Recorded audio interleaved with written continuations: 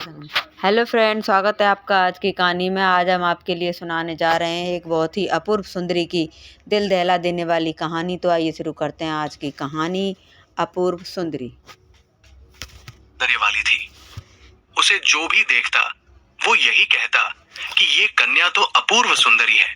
कालांतर में उसका नाम वही पड़ गया।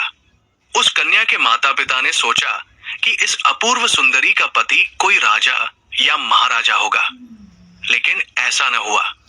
उस कन्या की बड़ी बहनों के साथ विवाह करने की इच्छा प्रकट करते कई युवक आगे आए, लेकिन अपूर्व सुंदरी के साथ विवाह करने एक भी युवक न आया।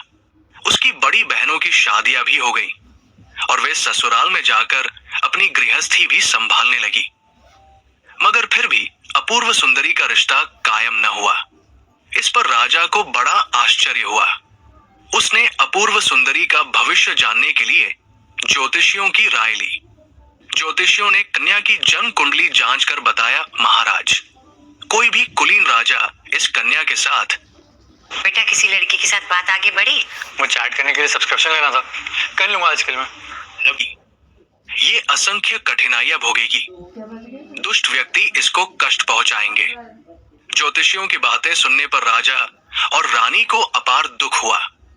ज्योतिष पर उनका पक्का विश्वास था, इसलिए वे एक दिन अपूर्व सुंदरी को एक निर्जन पहाड़ी प्रदेश में ले जाकर बोले, बेटी, तुम्हारा विवाह जिस दुष्ट के साथ रचा गया हो, उसकी पत्नी बनकर कष्ट झेलते अपनी जिंदगी काटो। ये बातें बताकर वे अपने महल को लौटे। इधर अपूर्व सुंदरी की ये हालत थी, उधर गंधर्व लोक में इसकी वजह से थोड़ी हलचल ही मच गई। अपूर्व सुंदरी नामक उपाधि वाली एक गंधर्व रानी थी। सभी देवता जाति के लोगों ने यह स्वीकार कर लिया था कि तीनों लोकों में उस गंधर्व रानी से बढ़कर कोई सुंदरी नहीं है। उसके नव मन्मथ नामक एक पुत्र था। सुंदरता में उसकी समता कर सकने वाला युवक देवगणों में दूसरा कोई न था। गंधर्व रानी ने ये खबर सुनी कि मानव लोक में भी अपूर्व सुंदरी कहलाने वाली एक युवती है। उसके सौंदर्य का पता लगाने के लिए रानी ने अनेक गंधर्वों को भेजा। सबने अपूर्व सुंदरी को देख लौटने पर यही बताया, रानी जी, उस मानवी का सौंदर्य आपके सौंदर्य से किसी भी मात्रा में कम नहीं है, आपसे छोटी है, इसलिए इस पीढ़ी के लिए अपूर्व सुंदरी नामक उपाधि उसी के लिए उपयुक्त हो सकती है। इस पर गंधर्व रानी को बड़ा क्रोध आया। उसने अपने पुत्र नवमन्मथ को बुलाकर कहा, बेटा, तुम अपनी सारी विद्याओं का प्रदर्शन करके उस मानवी अपूर्व सुंदरी का घमंड चूर कर दो और एक नीच व्यक्ति पर उसके मन में मोह पैदा कर दो। मगर नवमन्मथ ने ऐसा नहीं किया। अदृश्य रूप में आकर उसने पहाड़ पर स्थित अपूर्व सुंदरी को देखा। उसके सौंदर्य पर मुग्ध हो उससे प्यार करने लगा। उसने पहाड़ी तलहटी में एक सुंदर महल बनवाया। उसमें अपने नौकरों को नियुक्त किया। इसके बाद वायुदेव को बुलाकर अपूर्व सुंदरी को घाटी में उतारने का आदेश दिया। अपूर्व सुंदरी ने पहले सोचा कि कोई उसे घाटी में ढकेल रहा है और गहरी घाटी में गिरकर मर जाएगी, लेकिन वो इस तरह घाटी में उतारी गई कि उसे चोट तक न आई। उस निर्जन प्रदेश में एक सुंदर महल को देख वो चकित हो गई। उस महल के सौंदर्य को देखते ही अपूर्व सुंदरी के मन में उस महल के भीतर जाने की इच्छा हुई। हिम्मत करके वो अंदर गई तो उसे ऐसा लगा कि कोई प्रतिष्ठित व्यक्ति उसमें निवास कर रहा हो, पर उसे कोई दिखाई न दिया। फिर भी उसे ऐसा मालूम हुआ कि महल के भीतर मनुष्यों का संचार है और आपस में बात कर रहे हैं। उन अदृश्य व्यक्तियों ने अपूर्व सुंदरी के लिए खाना परोसा, गीत गाए। उसने बेफिक्र खाना खाया और अंधेरा होते ही जाकर लेट गई। ये सारे प्रबंध अपूर्व सुंदरी के वास्ते नवमन्मथ ने ही किए थे। उस अंधेरे में वो अपूर्व सुंदरी के पास आया, गांधर्व रीति में उसके साथ विवाह किया और सवेरा होने के पहले ही चला गया। रोज यही क्रम चलता रहा। अपूर्व सुंदरी ये बिल्कुल न जानती थी कि उसका पति कैसा है, उसकी सेवा कौन कर रहे हैं, मगर उसके दिन आराम से कट रहे थे। इधर अपूर्व सुंदरी के माता पिता दुखी थे। उसकी बहनों ने भी दुख प्रकट करके अपने माता पिता को सांत्वना दी। उस दिन की रात को नवमन्मथ ने अपूर्व सुंदरी से कहा, प्रेयसी, तुम्हारे सामने एक बड़ा खतरा आने वाला है। तुम्हारे वास्ते तुम्हारी बहनें पहाड़ पर आवेंगी, तुम्हारा नाम ले लेकर रोएंगी। तुम उनकी ओर बिल्कुल देखो मत, उनके रोने पर विचलित न हो जाओ, इसी में तुम्हारी भलाई है। इस तरह सावधान किया। अपूर्व सुंदरी ने मान लिया। सवेरा होते हो उसका दुख उमड़ पड़ा। वो आज तक एकाकी जिंदगी बिता रही है। इतने दिन बाद उसकी बहनें रोते आने वाली है। उन्हें सांत्वना देकर, उनसे बातचीत करके उनके कुशल क्षेम जानना नहीं चाहिए? जिंदगी भर क्या उसे इसी प्रकार कैदी की तरह दिन बिताने हैं? यही बातें सोचते उसने दिन भर स्नान तक नहीं किया, खाया भी नहीं। रात को नवमन्मथ के आते ही वो रो पड़ी। सुंदरी, तुम रोती क्यों? इस प्रकार रोते तुम मेरे साथ सुखपूर्वक कैसे अपने दिन काटोगी? तुम अपनी इच्छा के अनुसार करो, लेकिन बात को तुम पछताओगी और खुद अनुभव करोगी कि मेरा कहना बिल्कुल सत्य है। नवमन्मथ ने समझाया। इस पर अपूर्व सुंदरी ने अपने पति से यही अनुमति मांगी कि बहनें उसकी खोज में रोते हुए आ जावे तो उन्हें सांत्वना देकर उनसे बातचीत करने का अवसर दे। ऐसा ही करो, चाहे तो तुम जी भरकर सोना चांदी और रत्न पुरस्कार में दे दो, मगर उनकी सलाहों पर ध्यान न दो। खासकर वे मेरे बारे में, मेरे अवतार के बारे में जानने की इच्छा प्रकट करेंगी। तुम उनकी बातों में आकर मुझसे हट करोगी तो मुझे खो दोगी। उस वक्त से तुमको अनेक कठिनाइयों का सामना करना पड़ेगा। नवमन्मथ ने कहा। ये बातें सुनने पर अपूर्व सुंदरी का दिल हल्का हो गया। उसने अपने पति से कहा, मैं अपने प्राण छोड़ सकती हूँ, लेकिन आपको नहीं। आप नहीं जानते कि मैं आपसे कैसे प्यार करती हूँ। मेरा एक उपकार कीजिए। मेरी बहनें पहाड़ पर आएंगी तो उनको वायुदेव के द्वारा घाटी में उतरवा दीजिए। नवमन्मथ को ये काम बिल्कुल पसंद न था, फिर भी अपूर्व सुंदरी के प्रति उसका जो प्रेम था, उसी से प्रेरित हो वो मान गया और सवेरा होते देख वो रोज की भांति चला गया। उसी दिन अपूर्व सुंदरी की बहनों ने उस पहाड़ के रास्ते का पता लगाया और वहां आ पहुंची। अपनी बहन को वहां न देख छाती पीटते रोने लगी। अरे बहन, अपूर्व सुंदरी, तुम्हारा क्या हो गया? कैसी यातनाएं भोगती हो?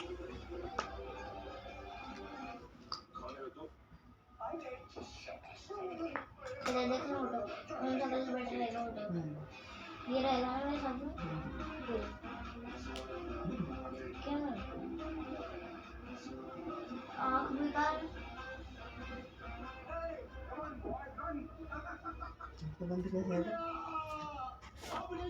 घर लौटते अपनी छोटी बहन के वैभव पर ईर्ष्या करने लगी। जंगल में पड़ी रहने वाली के लिए ऐसा वैभव, उसका सर चढ़ गया है। इतनी सारी संपत्ति रखती है, हमें तो थोड़ी सी ऐसी फेंक दी मानो भीख दे रही हो। अंत में दोनों बड़ी बहनों ने निर्णय कर लिया, हमें किसी न किसी तरह इसका घमंड तोड़ना होगा।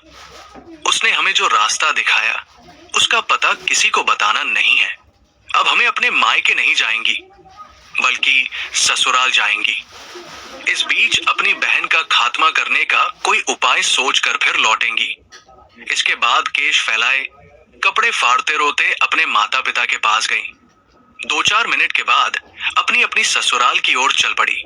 दूसरे दिन रात को नवमन्मथ ने अपूर्व सुंदरी को एक बार और सावधान करते हुए कहा, तुम्हारी बहनें मादा भेड़ियों के समान हैं।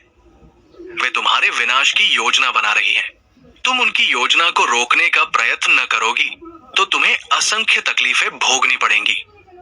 वे तुमको उकसाएंगी कि तुम मेरे रूप को देखें, मगर याद रखो कि मैं एक बार तुमको दिखाई दिया तो फिर बस कभी दिखाई न दूंगा। तुम इस वक्त गर्भवती भी हो। इस हालत में तुम मुझे खो दोगी तो कैसा खतरनाक है, अच्छी तरह याद रखो। अपूर्व सुंदरी ने आंसू बहाते हुए कहा, मैंने आज तक आपकी आज्ञाओं का उल्लंघन नहीं किया, आगे भी न करूंगी। आपको जी भरकर देखने का भाग्य मुझे नहीं है। कम से कम मैं अपनी बहनों को देख प्रसन्न रहूंगी। अगर फिर वे आ जाएंगी तो वायुदेव से कहिए कि उनको पहाड़ पर से घाटी में उतार दे। मैं यही सोचूंगी कि आपके रूप को न देख सकने वाली अंधी हूं। नवमन्मथ ने अपूर्व सुंदरी के आंसू पोंछ दिए, उसे सांत्वना देकर गले लगाया। फिर सवेरा होने के पहले वो चला गया। सवेरा होते ही अपूर्व सुंदरी की बड़ी बहनें पहाड़ पर आई और जल्दबाजी में पहाड़ पर से घाटी में कूद पड़ी, परंतु बीच रास्ते में वायुदेव ने उन्हें पकड़ लिया और कुशल पूर्वक उनको घाटी में उतारा। वे दौड़ी दौड़ी महल में पहुंची। अपना संतोष प्रकट करते अपूर्व सुंदरी से गले लगाकर बोली, अब तुम जरा मोटी हो गई हो, क्या गर्भवती तो नहीं हो? मन्मथ जैसे पुत्र का जन्म दो। ये बातें सुनने पर अपूर्व सुंदरी का दिल उमड़ पड़ा। उसने सुंदर पकवानों के साथ अपनी बहनों को भोजन कराया। भोजन के बाद विराम करते हुए बड़ी बहनों ने पूछा, तुम्हारा पति कैसी आदतों वाला है? अपूर्व सुंदरी तो भोली थी, उसे वे बातें याद न थी जो उसने पिछली बार अपने पति के बारे में अपनी बहनों से कही थी। उसने यही कहा कि उसका पति अधेड़ उम्र का है, वो एक धनी व्यापारी है, अक्सर व्यापार किया करता है वगैरह। इन बातों को सुनकर बड़ी बहनें भाम गई कि वो अपने मन की बात छिपा रही है। उन्होंने कहा, अरे तुम कैसी भोली हो? तुम ये भी नहीं जानती कि तुम्हारे पति कौन है? हमारे सामने ही झूठ बोलती हो। हमसे बढ़कर कौन तुम्हारा हित चाहने वाला है? तुम्हारी जन्म कुंडली में यही लिखा है कि नीच व्यक्ति तुम्हारा पति होगा। हो सकता है कि वह कोई सरपराज हो। वो इन सुख संपदाओं के द्वारा तुमको कुछ समय तक प्रसन्न रखेगा और फिर तुमको निगल डालेगा। अरे तुम्हारी हालत न मालूम क्या होने वाली है। इन शब्दों के साथ वे रो पड़ी। बड़ी बहनों की बातें सुनकर अपूर्व सुंदरी का कलेजा कांप उठा। उसने विश्वास कर लिया कि ये उसका हित चाहकर ही ये बातें बता रही है। उसके मन में अपने पति के रूप को लेकर संदेह पैदा हो गया, क्योंकि उसने अपने पति का वास्तविक रूप आज तक नहीं देखा था। अलावा इसके वो अपनी बड़ी बहनों की निंदा करता आ रहा है। इसका कारण क्या होगा? यही होगा कि उसकी बहनें होने वाले खतरे की चेतावनी देंगी। इस परेशानी में अपूर्व सुंदरी ने अपनी बहनों से बताया कि उसने आज तक अपने पति को देखा नहीं। मौका पाकर बड़ी बहनों ने छोटी के दिल में जहर घोल दिया। तुम भी कैसी भोली हो, जिस पति को देखा तक नहीं उसके साथ गृहस्थी कैसे चलाती हो? वो जरूर कोई न कोई राक्षस या सर्प होगा। इसलिए तुम एक काम करो, तुम एक तलवार को पैनी बनाकर अपनी चारपाई के नीचे रख लो। तुम्हारे पति के सोते ही एक हाथ में दीपक लो और दूसरे हाथ में तलवार लेकर तुम्हारे पति की गर्दन पर जोर से वार कर दो। तुमने थोड़ी सी भी देरी कर दी तो बच न सकोगी। बड़ी बहनों ने अपूर्व सुंदरी को समझाया। अपूर्व सुंदरी का जब अपने पति पर से विश्वास उठ गया, तब अपनी बहनों की बातों पर उसका विश्वास जम गया। उसने अपनी बहनों के प्रति कृतज्ञता प्रकट की और वायुदेव की सहायता से उनको पहाड़ पर पहुंचा दिया। इसके बाद उसने एक पैनी तलवार लेकर सुनी थोड़ी है तेने एक बार में कोई दूसरा घर आ रहा हो जो कह रहे हैं कबाड़े हटा ले लाली।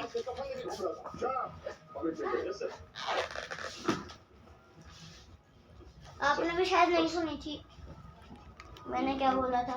तो ये शेरों को ट्रेन कर रहा है, तो ये भेड़ियों को भी ट्रेन कर रहा है। ये उन दो कमीनों का साथी है। I want them arrested। हर जगह नाकाबंदी करो, लिखो। Airport, ferry, railway station, bus stand, taxi stand, rickshaw stand, bus stand, toll नाका, साकिरा, east highway, west highway, express highway, whole highway. भाम गई कि वो अपने मन की बात छिपा रही है। उन्होंने कहा, अरे तुम कैसी भोली हो? तुम ये भी नहीं जानती कि तुम्हारे पति कौन है? हमारे सामने ही झूठ बोलते हो। हमसे बढ़कर कौन तुम्हारा हित चाहने वाला है? तुम्हारी जन्म कुंडली में यही लिखा है कि नीच व्यक्ति तुम्हारा पति होगा। हो सकता है कि वह कोई सरपराज हो।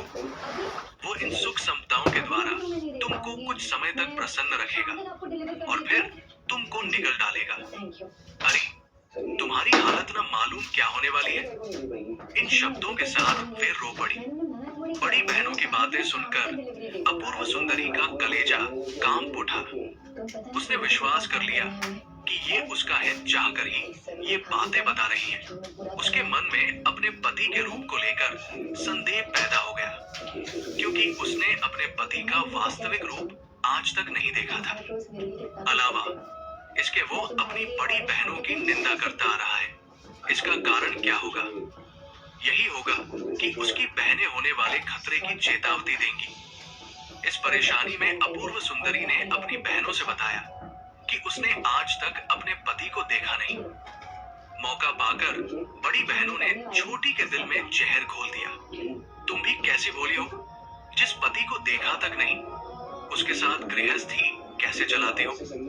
वो जरूर कोई न कोई राक्षस या सर्प होगा। इसलिए तुम एक काम करो, तुम एक तलवार को पैनी बनाकर अपनी चारपाई के नीचे रख लो। तुम्हारे पति के सोते ही एक हाथ में दीपक लो और दूसरे हाथ में तलवार लेकर तुम्हारे पति की गर्दन पर जोर से वार कर दो। तुमने थोड़ी सी भी देरी कर दी तो बच न सकोगी। बड़ी बहनों ने अपूर्व सुंदरी को समझाया।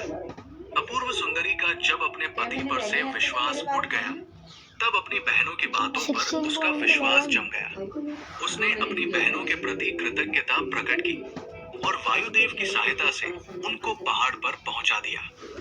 इसके बाद उसने एक पैनी तलवार लेकर अपने शयन कक्ष में छिपा दी। एक दिया में तेल व बत्ती डालकर चारपाई के नीचे रख दी। उस रात को जब उसका पति गहरी नींद सो रहा था, तब वो उठ खड़ी हुई। दिया जलाकर हाथ में तलवार ले अपने पति के पास पहुंची। दीपक की रोशनी में अपने पति के चेहरे को देख वो आश्चर्य में आ गई। वो न कोई राक्षस था और न सर्प भी, बल्कि उसने ऐसे सुंदर चेहरे को आज तक देखा न था। वो एकदम मुग्ध हो झुककर उसे चूमने को हुई। तभी उसके हाथ के दीपक का तेल उसके पति के गाल पर जा गिरा। झट नवमन्मथ उठ बैठा। अपनी पत्नी के हाथों में दीपक और तलवार को देख वो समझ गया कि उसने अपनी शर्तों का उल्लंघन किया है। इस पर उसने अपूर्व सुंदरी से कहा, अभागिन, तुम्हारे प्रेम में पड़कर मैंने अपनी माता की आज्ञा का भी उल्लंघन किया है। गंधर्व होकर भी एक मानवी को अपनी पत्नी बनाकर मैं अपराधी बन गया। इस तरह की घटना होने से रोकने के लिए ही मैंने बार बार तुमको चेतावनी दी, फिर भी तुम मेरा सर काटने के लिए तुल गए हो। तुमको मैं यही दंड दूंगा कि आइंदा मैं तुम्हारे पास नहीं आऊंगा। लेकिन तुम्हारी बहनों ने तुम्हारे दिल में जहर घोल दिया, उनको मैं क्षमा नहीं कर सकता। ये शब्द कहकर नव मनमथ वहां से चला गया। अपूर्व सुंदरी अपने पति के चरणों पर गिरकर रोई, लेकिन कोई फायदा न रहा। उसने अंत में निश्चय कर लिया कि आखिर वो पत्नी के रूप में नवमन्मथ की सेवा न कर सकेगी तो कम से कम परिचारिका बनकर सारी जिंदगी बिता देगी। तब वो वहां से चल पड़ी। कुछ दिन बाद वो अपनी बड़ी बहन के घर पहुंची और बोली, दीदी, तुमने जो सलाह दी वैसा ही किया, मगर मेरा पति कोई राक्षस या सर्प नहीं, बल्कि एक गंधर्व जाति का युवराज है, नवमन्मथ है। मैंने उनकी आज्ञा का उल्लंघन किया, इसलिए मुझे घर से निकाल दिया। कहते हैं कि वे तुमसे विवाह करने वाले हैं। ये बात कहकर अपूर्व सुंदरी चली गई। तब बड़ी बहन अपने पति से कोई बहाना करके घर से चल पड़ी। पहाड़ पर पहुंचकर बोली, हे नवमन्मथ, मैं तुम्हारे पास आई हूँ। इन शब्दों के साथ वो घाटी में कूद पड़ी। इस बार वायुदेव ने उसकी मदद न की थी, इसलिए वो घाटी में गिरकर मर गई। इसी प्रकार अपूर्व सुंदरी ने अपनी मझली बहन से भी बदला ले लिया। वो भी नवमन्मथ की पत्नी बनने के विचार से पहाड़ पर आई, वहां से घाटी में कूद कर मर गई। इसी समय गंधर्व रानी को अपने पुत्र की करनी का पता लग गया। उसकी जानी दुश्मन अपूर्व सुंदरी के साथ विवाह करके उसी के पुत्र ने उसके साथ दगा दिया। अलावा इसके उसके गाल पर एक फफोला पड़ गया है। मेरी आज्ञा का उल्लंघन करके मेरी दुश्मन को तुम अपनी बहू कैसे बनाओगे? गंधर्व रानी ने अपने पुत्र से पूछा। इसके बाद उसने अपने पुत्र को घर से बाहर निकलने से मना कर दिया। कुछ दिन बाद अपूर्व सुंदरी गंधर्व लोक में गई और गंधर्व रानी के पास जा पहुंची। रानी के नौकर उसको पहचान गए और रानी के पास ले गए। क्या तुम अपनी सास के चरणों पर गिरने आई हो, या चेहरा जलने पर परेशान होने वाले अपने पति का परामर्श करने आई हो? गंधर्व रानी ने अपूर्व सुंदरी को डांटा और उसे नाना प्रकार के कष्ट देने के लिए अपने नौकरों को आदेश दिया। नव मन्मथ को अपूर्व सुंदरी की हालत पर